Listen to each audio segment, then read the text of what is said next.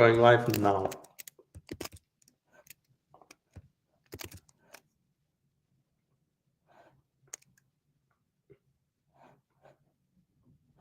We are live, Pavel.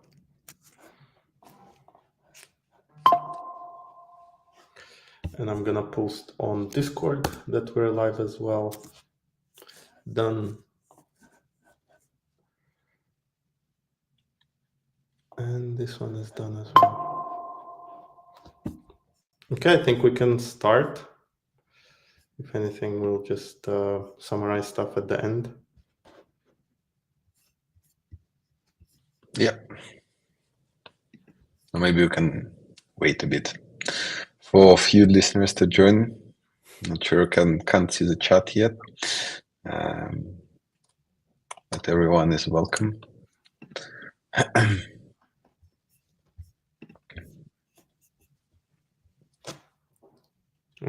Let me try and say hi in the chat. Wait, open app. Do I have a YouTube app on my phone? Let me try and say hi. Okay. Okay, Manish is here. Hi, I'm also here. Can you see chat in a stream, Pavel? Yeah. Okay, perfect. Let's start slowly, just talk about things and show the updates, I guess. And this way we at least have it recorded so people can watch it afterwards.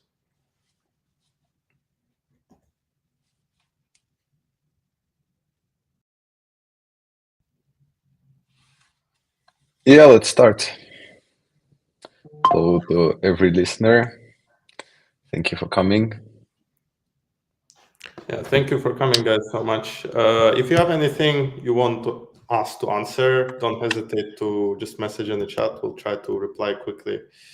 I think we're trying to do the streams on YouTube so that they get saved. And then we can use some of the important clips and important information from the streams. And this way we'll be able to just tell you guys something interesting and then just save it. So whoever didn't get time to watch it today can watch it later.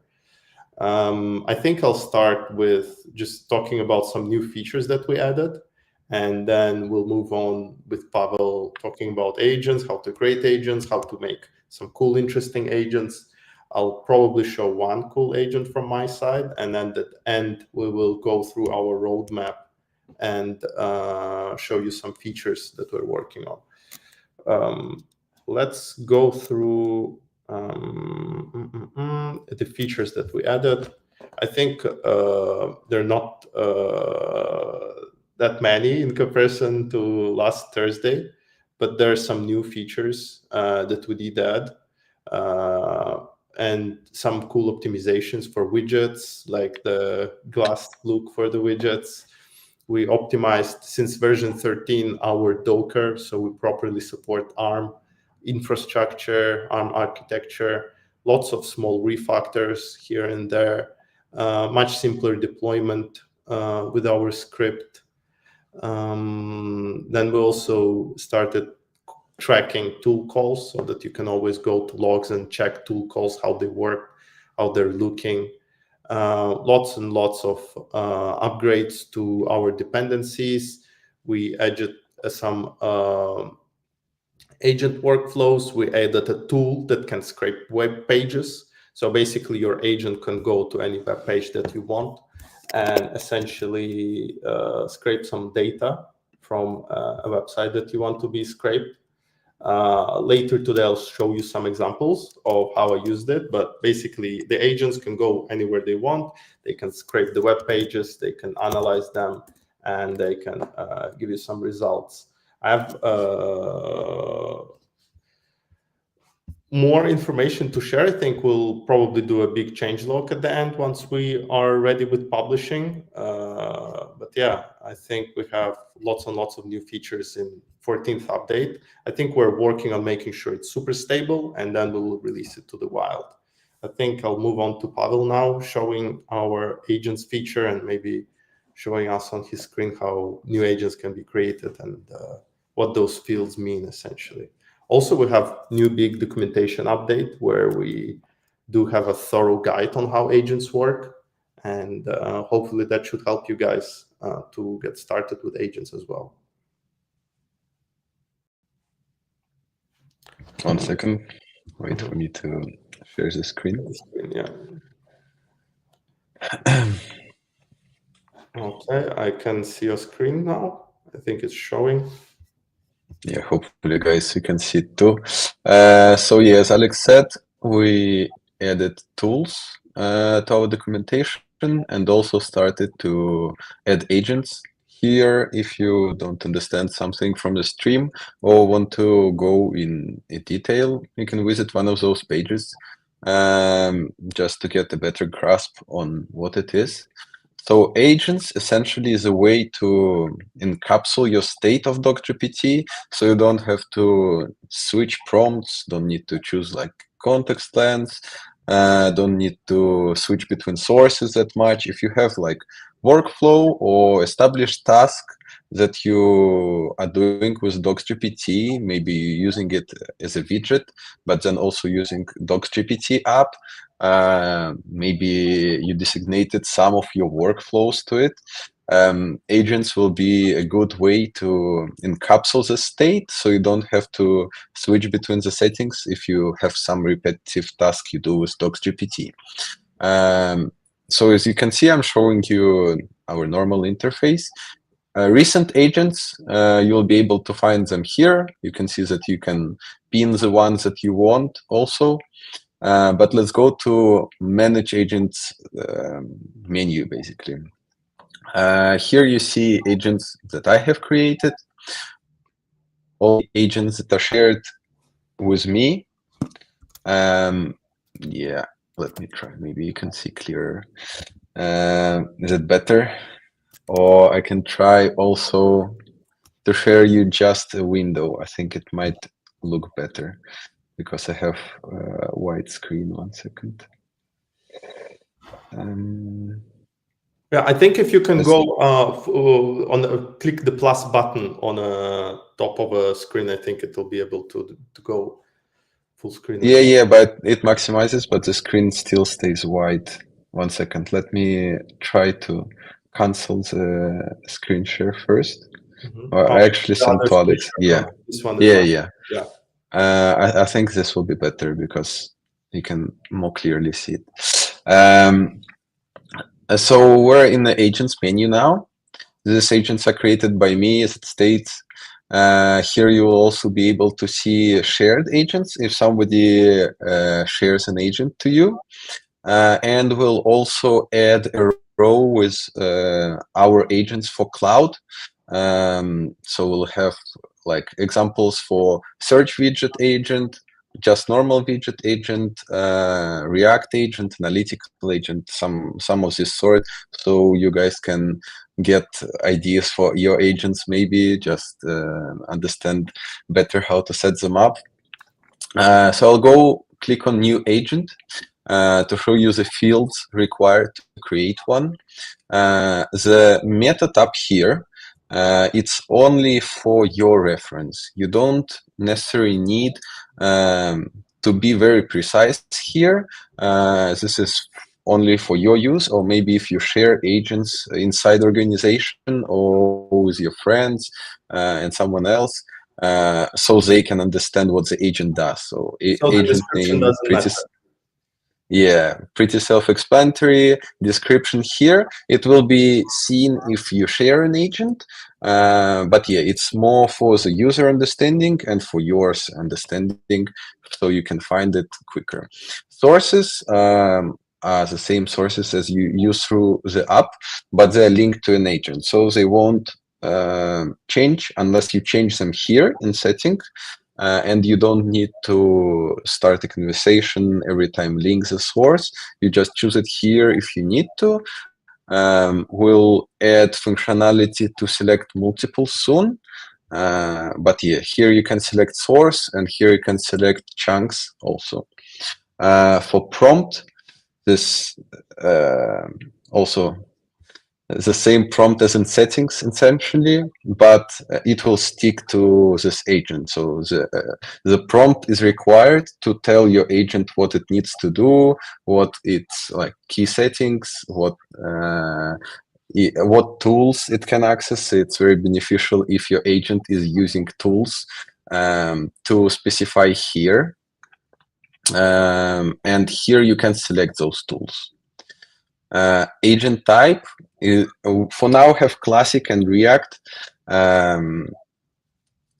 Alex, I think, might be better at explaining the difference here, but generally React is more proactive and does more planning before it uses tools or does something.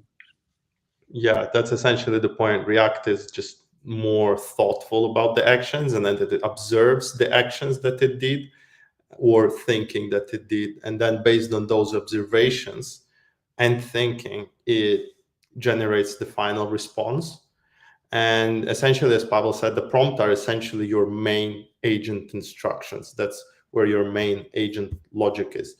I sent you a link, Pavel. It's a shared agent, maybe so that people can see how a shared agent would look like if they open it from a link. Yeah, let's do this. So you can see it's a bug manager agent. The one we recently added to our Discord. It collects information and uploads it to small database. More for fun than for actual bug management, because we prefer to do it through GitHub. But yes, it's one simple way to showcase what agent is. As you can see, this is the description that Alex added here. This is name. It's created by Alex Tushinsky, as this is on cloud, and you can see the actual user who created it if you share it. And you can also see the tool that it uses. So it uses Postgres to upload it to database, and it uses Notify to send Alex notification when somebody submits a bug. So I also wanted to show you how we can create an agent for something. I found this small API that doesn't require any auth, so we can show it on stream. It's catfact.ninja, just spits out a random fact about cats. So we'll go to settings first, and let's go to tools, and let's use API tool to quickly capture this API so our model will be able to use it. We'll call it random cat fact. Let's do that.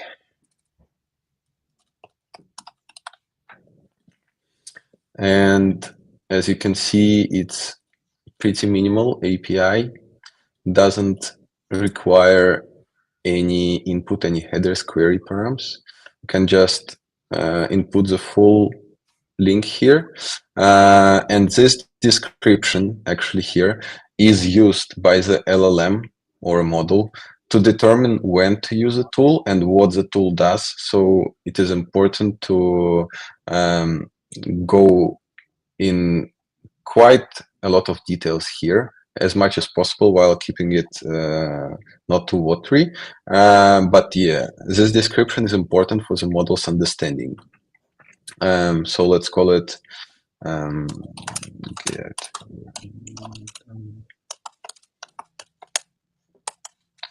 Keep it pretty minimal for the stream, but I'll also show you, for example, if you use get API for get method with other API and you need to submit like query params, headers, or maybe even body, you can add property here, maybe type of cat. And if you actually had to do it, you can specify whether it is filled by LLM in tools or not. So LLM can fill this for you and capture this information from just words, just chatting with user. So it's also pretty cool. I'll show you some examples later where it actually will be using it to send requests. So let's save the changes to this API.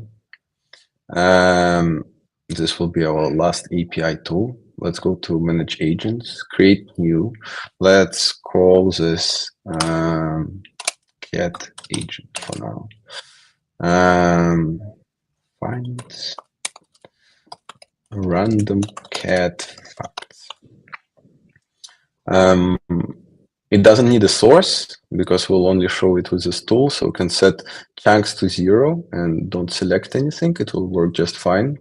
Let's set the prompt to default because I forgot to create it, quite frankly. But then we'll choose the latest API tool I just created. And agent type, let's choose classic because we don't need much planning for this showcase. I'll publish it. And we can chat here, but maybe so you guys can see it better. I can go to manage agents, click on it, and open a new chat with it. So let's ask it to get us just a random cat fact.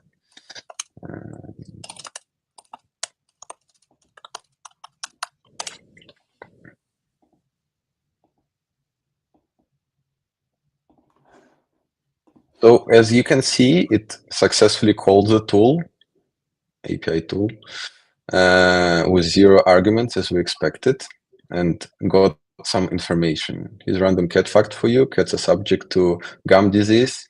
But I also wanted to show you cool capability that not only agents, but generally DocsGPT can do with tools. So let's ask it for 3 facts.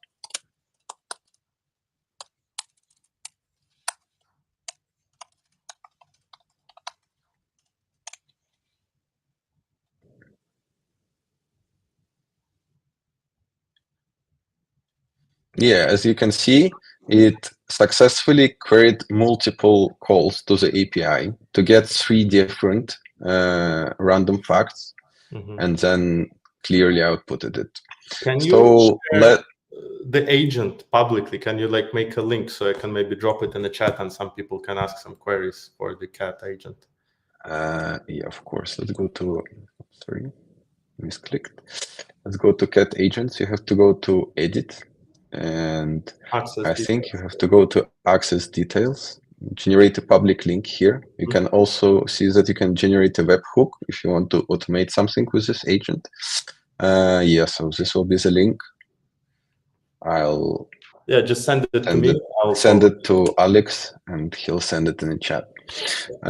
So let's go and see what other use cases, maybe something else that you can turn into an agent. Obviously, cat agent is pretty simplistic, and I didn't edit prompt, so it still thinks it's just DocsGPT assistant, and it won't be as much like limited, won't give structured output.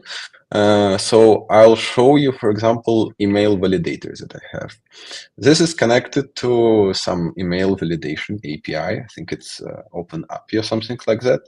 So let's send it without any clarification. Just let's send email of DocsGPT support.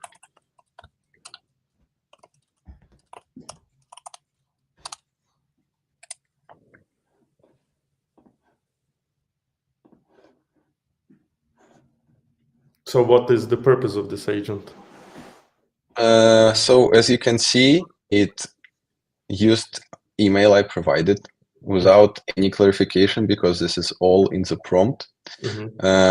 Called the right tool, fetch the information about the email. As you can see, the information is deliverable. So if I want to contact something, not sure if email is clear, maybe it's a spam email, so I don't necessarily affect our email's reputation, I might use this tool. And as you can see, it structured it in a table. You can maybe tell it to structure it in JSON, only output JSON if you want to automate something. I also have similar agent for phone validation. So let's send it some rubbish phone. Let's say this with +44 referring for UK. And as you can see, it identified that it is actually valid, but can't find the carrier. Not sure if it's true, but yeah, this is more for showcase purposes, to be honest. I won't trust it that much. But actually, I wanted to show you guys some more advanced agent you can build. Probably most of you are familiar with Cal AI, an app that took internet by storm, where you can track your calories, send your photo of your meal to AI, and it classifies it. So what I was actually showing my screen before is to show you pictures that I have, but maybe I can still show them in Chrome somehow. Yeah, I took a picture for the stream of my lunch today. So let's upload it to this agent. I'll just double check that I click it. So meal tracker, you see, I created it before the stream. Let's upload the image here. No, sorry. This will try to create a source. Let's attach it actually. This is most likely it. And let's say lunch, just to make sure. Let's wait for the screenshot to upload. And first, as you can see, for now, it doesn't show that the image was attached, but this is also coming in just next week, I hope.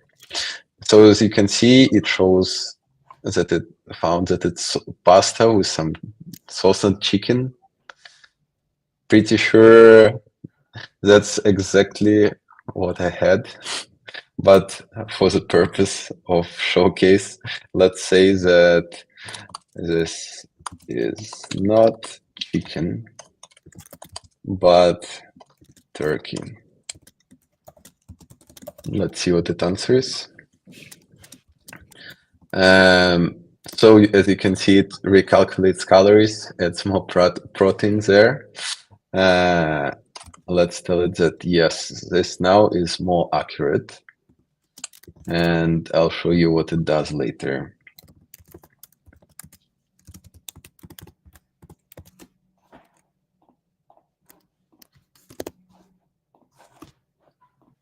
So as you can see, it didn't finish generating response yet. It also only streamed this part.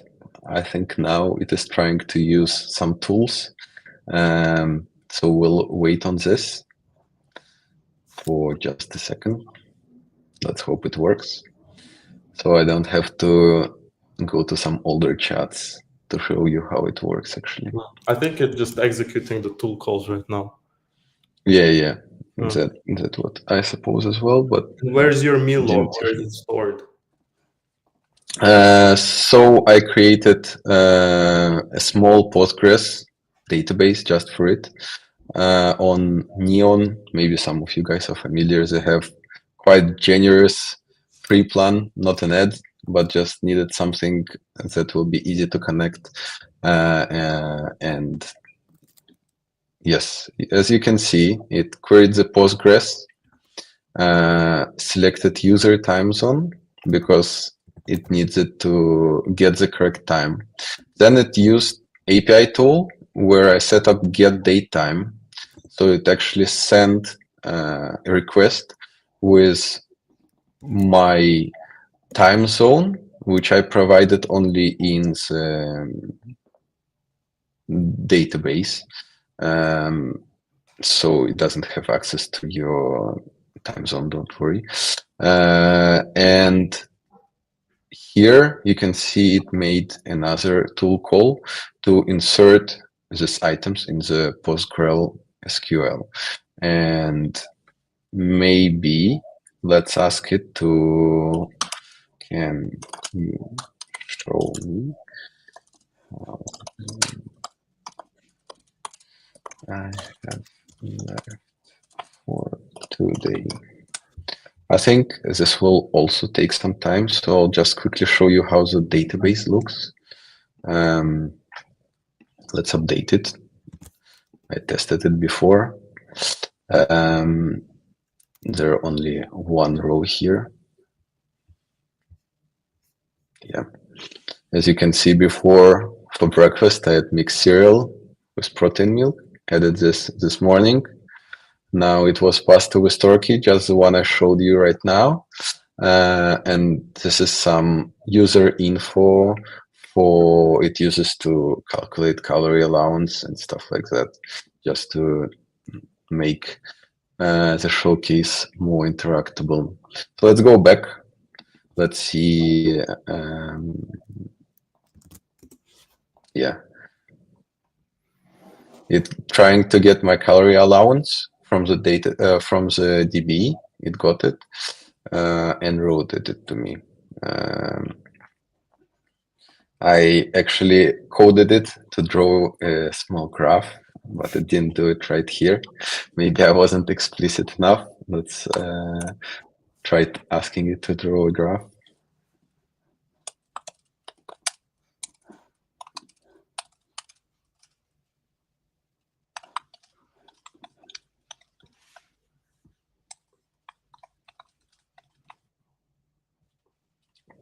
Actually, rather than this, let's just go to, yeah, as you can see, done quite quickly. With the correct data, inserted it as percentage. Yeah, so this agent is... So it's already evening for you today, Pavel, and you are not even halfway through with your calorie intake. Well, to be honest, didn't log my full calorie intake for today. But yes, it did that much. I'll also show you how it looks inside, what it is here. So just meal tracker, this is description for myself.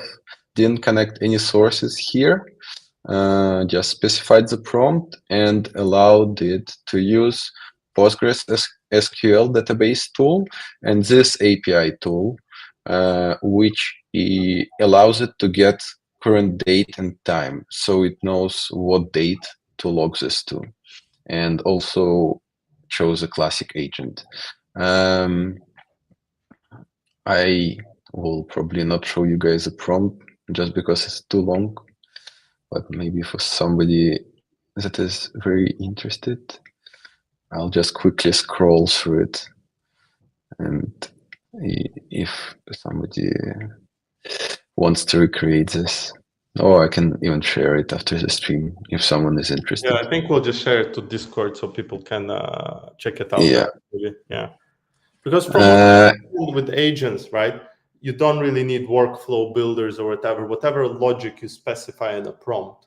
It sort of understands it dynamically, acts on it dynamically, and it can also execute multiple tool calls at the same query. It doesn't need to just do one tool call per time. It can do multiple agentic tool calls, and then once it's happy with this task, that's it, it's done with it. It provides you the final response. Especially with React Agent, I think it's very good at querying it. Research where it does. Let me finish with widget demo, I think, and then I'll pass it to you. So yeah, so don't reshare the screen and take users' time. So this is widget demo page.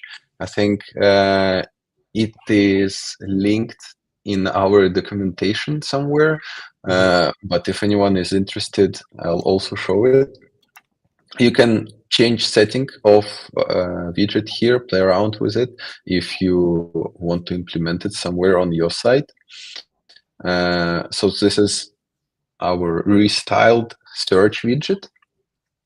It is more glass morpheme that it was before. I think we'll also update this widget at the bottom.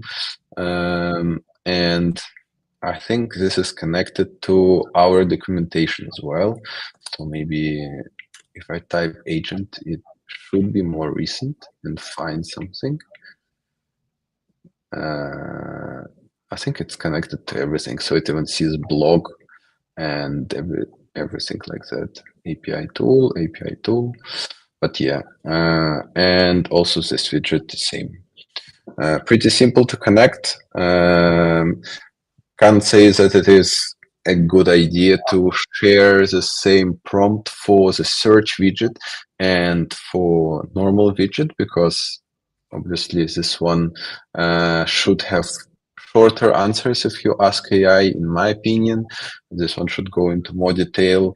This one explicitly searches for links itself, so if user asks something, the answer should be shorter.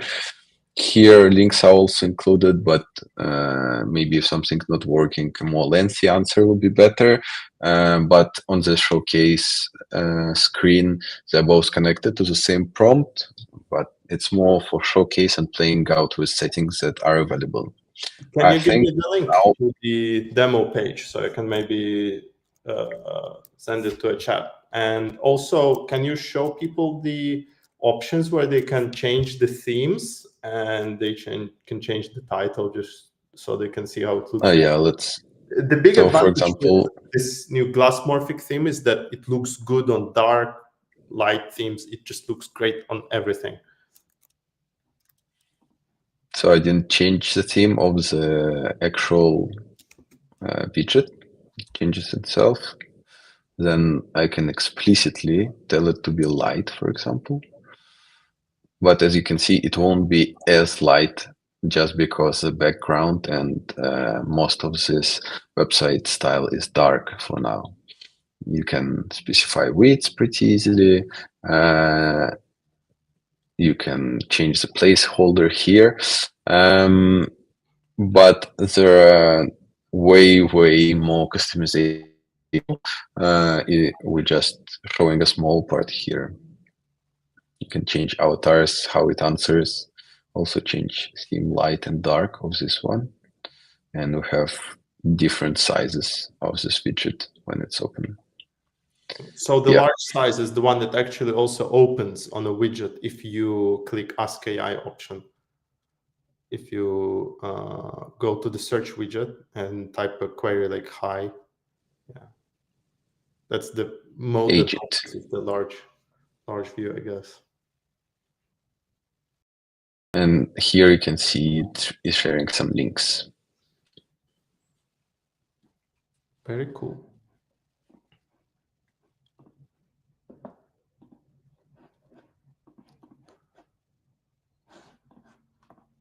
All right, I'll move on with my stream on the researcher, I guess, the little researcher agent, just another agent example. Or is there anything else, Pavel, you wanted to show? No, you can move on. Okay. Can you see my screen? I think my screen should be visible now. I can see from other devices. So I created a simple agent called Researcher.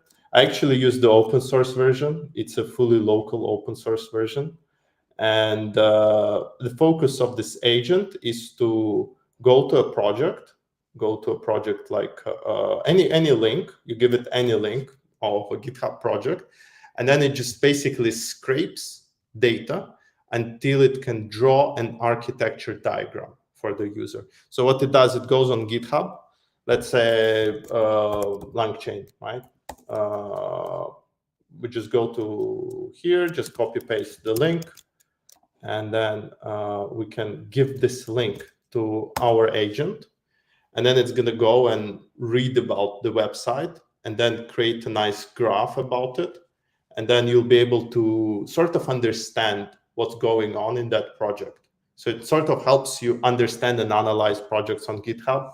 So you can actually give any project, any link to any project, and it'll help you understand how it works. So as you see, LangChain has like few modules, and there are a few other things in the ecosystem, like the testing, the orchestration frameworks that they have, and some other stuff. And it also shows how the main module works and some other explanation about the architecture. And as you see, it made few tool calls here until it actually found relevant information.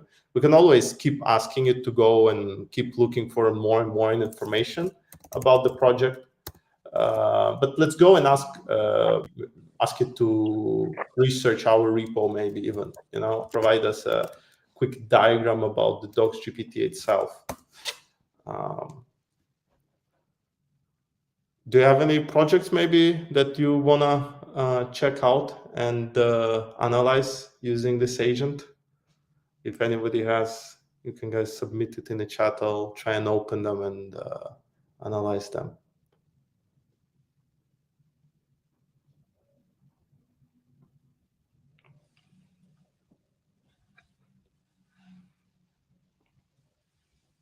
I don't know why it's thinking so long, but I guess it's taking extra care about the main repository. While it's thinking, I'll quickly show you how it works. Oh, it's plotting more diagrams. Okay. Interesting. So it has multiple diagrams now. So it shows that DocsGPT basically works in the way you have few data sources, which could be like a PDF, any document, any source, and then you have user, and then our backend processes it, and then it connects to different LLMs, OpenAI, Google, Anthropic, any other open source LLM as well, and then also uses a vector database on the side. And I think here's another look into the infrastructure. Also extensions. This is correct. Let me zoom in a little bit. And then backend API Flask, database, task queue, celery, parser, ingestion layer. That's actually really good, Paul. What do you think? Yeah, looks like our repo. What Yeah, can I say? like our repo. And basically the way it works is it has a prompt where I just ask it to, I tell it that you use any link that user provides, and then you sort of use this read web page tool, and you loop over it continuously until you find enough data to draw architecture diagram. So it basically loops over by using this read web page tool until it's happy and until it fully understands how the project works. And then it tells them how to display the diagrams using the mermaid syntax. And as you see, finds a project, does web search, needs more data, does more web search, and it sort of like loops. This is a loop part, right? And then once it's happy, it exits the loop and provides the final answer. And as you see, during while making the the answer, it actually found the architecture page. It actually went to documentation. So initially it started on the GitHub's project's main link. It found the link to some image, I guess, loaded in the image, which is very cool. Then it read the web page, the documentation web page, and then found on the documentation web page a page that links to an architecture. And once it found the architecture, it actually provided a much better overview of how it looks. So it actually could just steal your mermaid diagram from there. Yeah, I think it could have actually stolen one or two diagrams from here, which I obviously generated using DocsGPT itself. So it steals its own knowledge. So it's not really stealing, is it? But yeah, it can easily find those diagrams and show you how they look, how they work. And another thing I think we didn't show is logs. So every agent has logs. If users submit feedback, you can see what feedback users submitted, how many tokens users have used on your agent, how many messages they sent day by day. And also you can see what messages have been submitted for the agent itself. So if you are an administrator, if you work in a company, you need to make sure people are using it appropriately. That's an easy way for you to check it. Make sure everything is as you want it to be. Let's actually go to GitHub maybe and do something else. I think we have some extensions, right? Let's maybe show an architecture of this extension, right? Doc to MD, why not?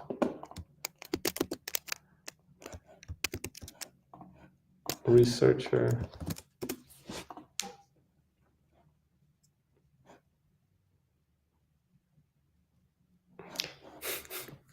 I think different models are good and bad. I know what the issue is here is sometimes it uses the curly brackets. It depends on the LLM. Some LLMs are better, some LLMs are worse. This is the curly brackets. And you know what? Actually, if you have issues like this, there's an easy fix.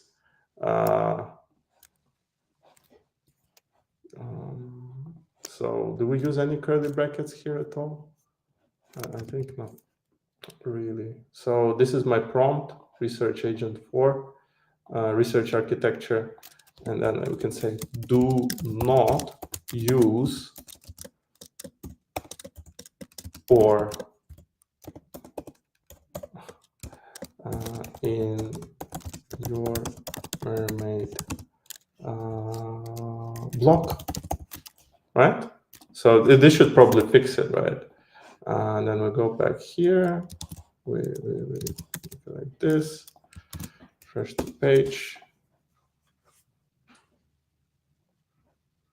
bam. Very simple, right? Analyze the project and provided us with a decent response on how it works.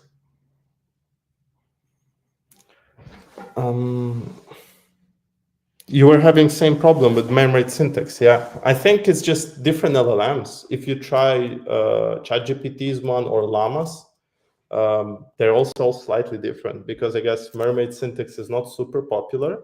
So if you have issues like this, just add an example or two in the prompt. And as I did here, I just said, do not use curly brackets. Finally, I guess for this stream, we wanted to go through our roadmap quickly. And just as you see here in description, we have this Google Doc as well. This is where all undocumented issues are. And here's our quick little overview of what we're working on, what we're adding. Alex, is it not permitted to share URLs in the chat? Huh? Can you just send it to Discord then? If you send it in Discord, if you have our Discord, just send it to any channel, to general channel. I'll be able to copy paste it from there.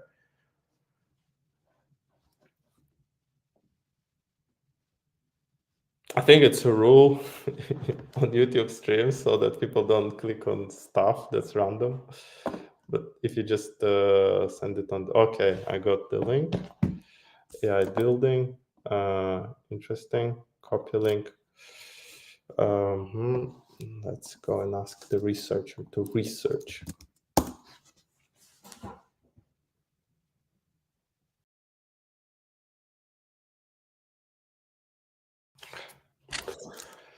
Is it using the new prompt? I didn't change the prompt. I forgot to change it. So it's 5. Interesting. You know, that's the wrong thing to message. Let's see what's wrong with this chart. Okay, see, it used the curly brackets again here. So annoying. Let me quickly edit it out.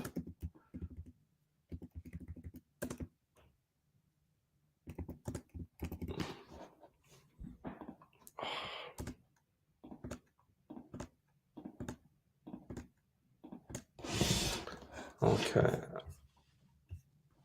So what does this project do? Input, PDF, PNG, JPEG, pipeline. It's an OCR project. Interesting. Yeah, you can actually do kind of ACR tasks on normal DocsGPT Cloud because you have a touch button, so you can attach files as well. Oh no, my browser decided to die on me.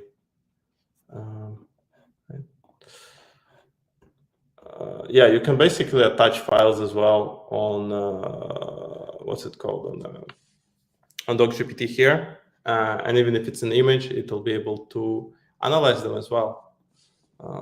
I think I have a demo for someone where I was using it like this, but let's try this project again, but I'll change the prompt even more. Important, right?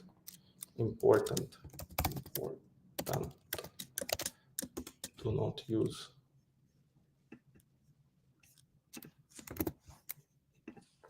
Right, and then we try this again.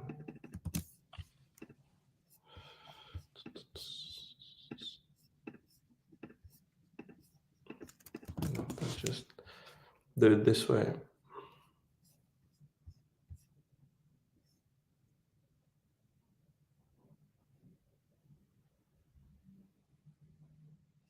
All right, now this time it didn't do the thing I was afraid it was gonna do.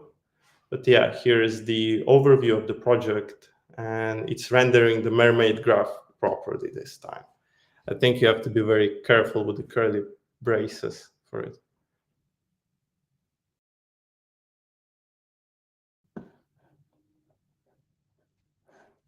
Yeah, if somebody else have any other projects they want to check out on the researcher, I can actually make it public. Why not?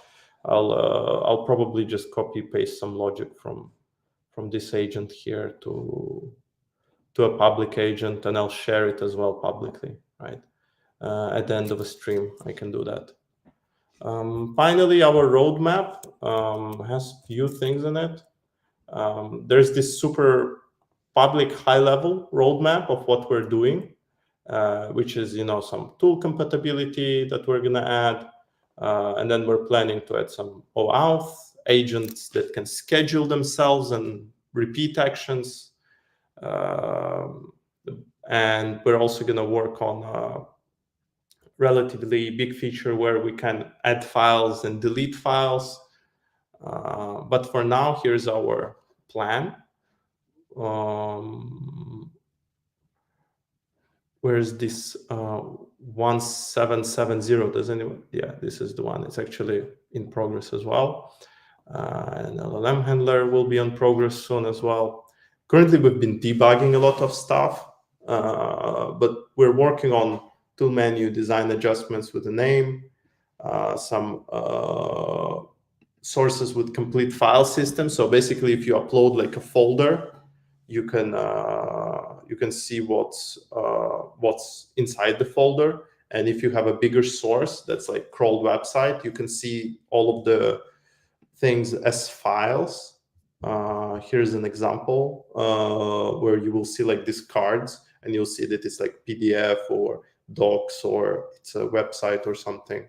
And also these cards are going to be our new documents/knowledge bases menu, so that if there are multiple things, you'll see that it's a folder. If there's just one thing, you'll see it as one thing.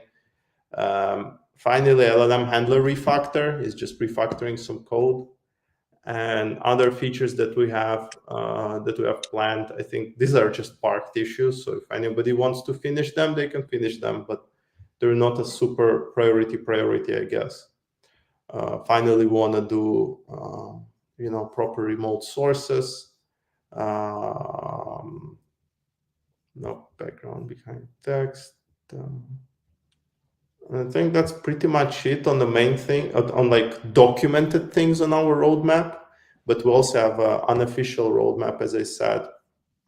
You can find it on a link here, and it basically has some things like guardrails. It has some other small things and big things as well for quality of life, and some simple bug tracking as well.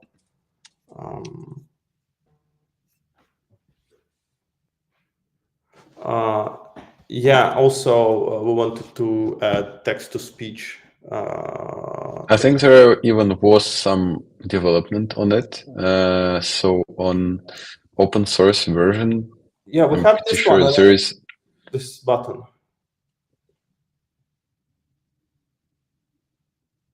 Yeah, and on open source, I think you need to connect it if you want to use it as well. You have to enable it. On open source is gonna use Google, free Google text-to-speech thing.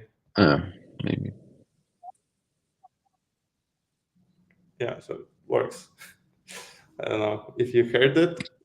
Not showing on the stream, I think.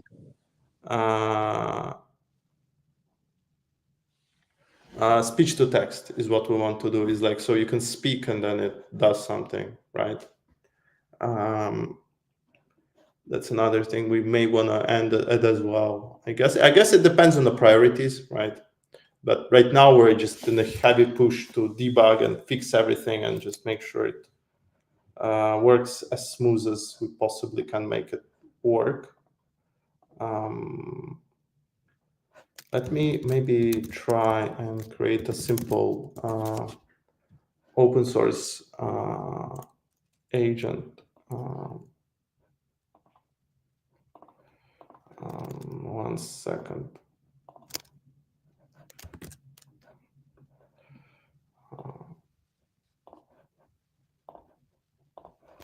Okay.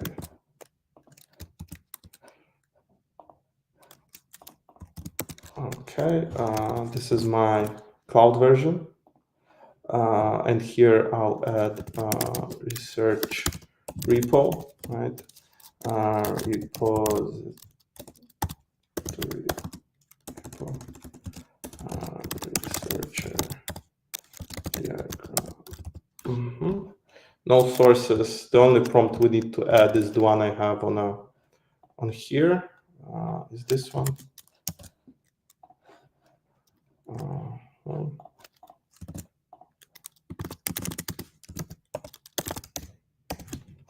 research repo. And as for tools, we only need read web page. By the way, on a cloud version, the read web page tool is really good. It scrapes the websites pretty well. And here's a link, and I'll send it to people in the chat so you can experiment with it if you want to experiment with it. And once you open the agents in a link, you'll see something like this. You probably need to log in to use the agent properly, but let's do a quick one with the DocsGPT itself, just to show you that it works.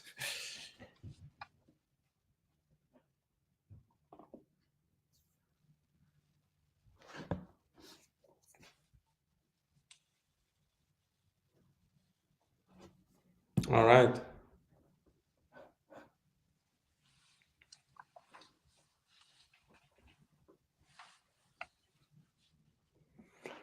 Nice, and it made, okay, this time it was a bit lazy this time. I think the Gemini didn't feel like doing much hard work today. Only did one tool call. Did you create it with React type?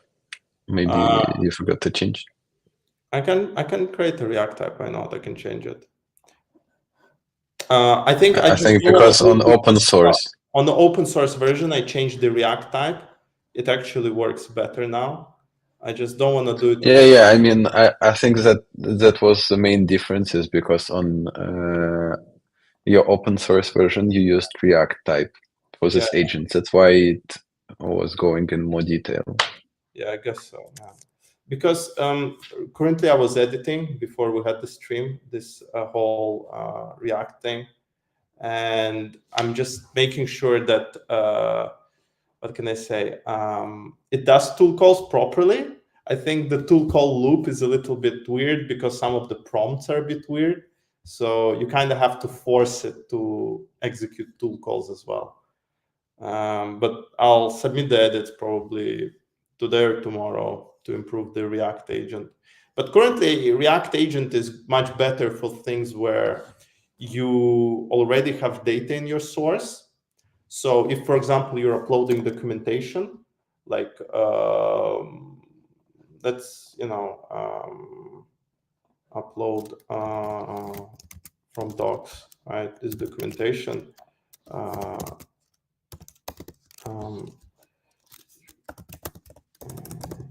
Docs, right? And it's gonna crawl through the docs. But For such use cases, the agent is much better because it has access to all of this data and it can think about it. It goes into more thought and more detail about how to solve a certain problem. Let's say let's choose the source. We don't really need the tools here, to be honest. And the prompt, let's do a simple default prompt, right? And let's say how to launch Kubernetes cluster on AWS, right? Okay.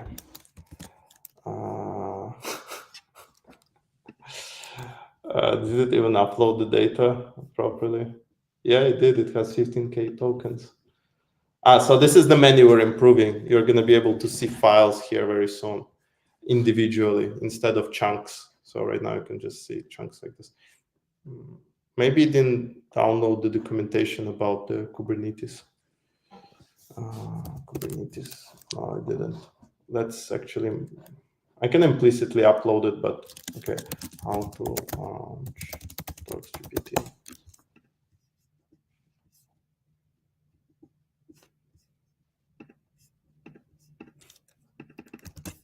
I'm using default prompt. Maybe I'm using a wrong prompt. No, it just was probably confused by the tools.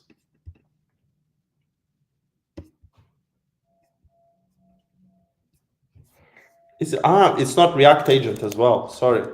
I'm using wrong prompt, wrong agent. Let me. And zero chunks. Yeah. Research. React. Source. We need a source. I didn't set any chunks as well. That was the issue. Tools, no tools, and agent type React agent publish. I don't know why I generated the link. I don't really need the link, to be honest. Research React. How to deploy DocsGPT in cloud.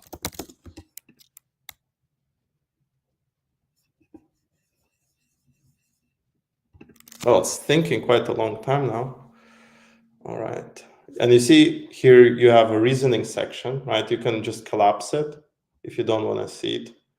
And it's going to provide a final response once it's ready.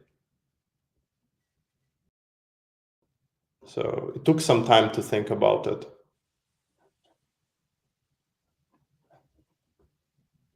Even gave a broken mermaid chart. Yeah, I think a lot of models, they just don't do mermaid charts well because of this curly brackets. I suspect that they might have used them before and then decided to remove them from syntaxes. Yeah. That's why they mixed up. Yeah.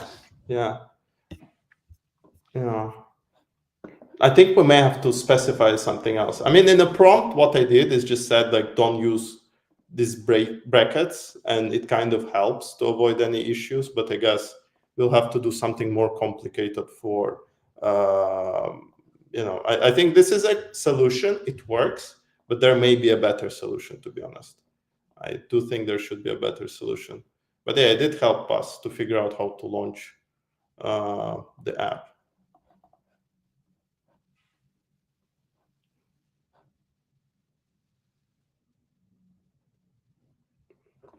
All right. And you can see here you have this research agent thing on top as well. And your sources.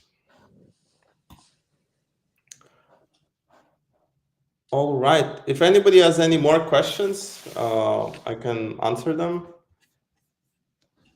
Otherwise, I think we're approaching to a full hour now.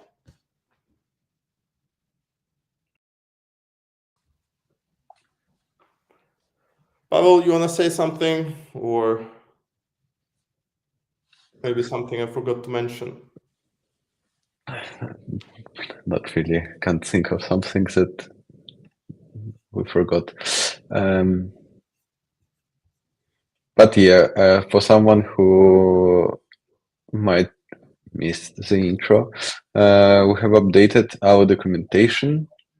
So there are now pages on tools, on agents. We'll add more tools. We'll add more pages about agents in the future. For agents, we're also, I think, introducing icons pretty soon.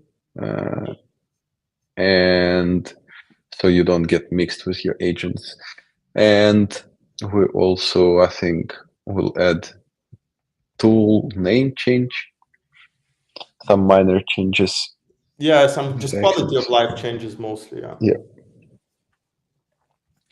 But yeah, next big update, as Alex showed, will be concerning file system update and then proper folder update, proper cloud sources update, all regarding to this. No, I think that's the phone number example you were showing today in the guide. Yeah. Yeah. And then here's all open source available tools. On the cloud version, we have a few more tools available, like image generation, just purely because it takes more resources to run those things. But I think this is my favorite tool. It's super powerful. Like, you can pretty much do anything you want, to be honest. It's just the name. I wish as soon as you can change the name for API tool, that's it. You don't need. Yeah, so you don't have five same API tools. Yeah. All right. I think thank you everyone for coming around. We'll try to keep up with our stream schedule. We've been keeping up with it for the last month and a bit, but this is the first one on YouTube that we're sort of coming back to. I think the YouTube is quite nice because it's just easier. It's just easier for everyone, I guess. On Discord, it's a bit harder for people to join streams and to do things there because it's not so, what can I say? It's not so obvious where you are and where you need to click and what you need to do. Yeah, by the way, guys, we usually do this kind of streams every Thursday. I think we'll try to keep up. I'm not sure that we'll do them every Thursday on YouTube. Maybe 1 week YouTube, 1 week Discord, but we'll think about it. Because generally on YouTube, I think we need to plan something to show you, so the stream is not as boring and more informative. On Discord, we usually talk to the team, we talk to users. You can talk with us, get your input if you want us to prioritize something, if you found something that is not working, or for example, you yourself are working on a feature and need help. Yeah, just come to our Discord. No need to wait for Thursday, thoughtful Thursday or office hours. Basically, you can just always message us on Discord or contact us through DocsGPT contact. Will also answer. All right. Thank you so much for everyone coming around. Bye-bye. Have a great day. And evening for the people that are not in UK. In America. Goodbye, guys. Have a great day, rest of the day. Thank you for coming. Bye-bye.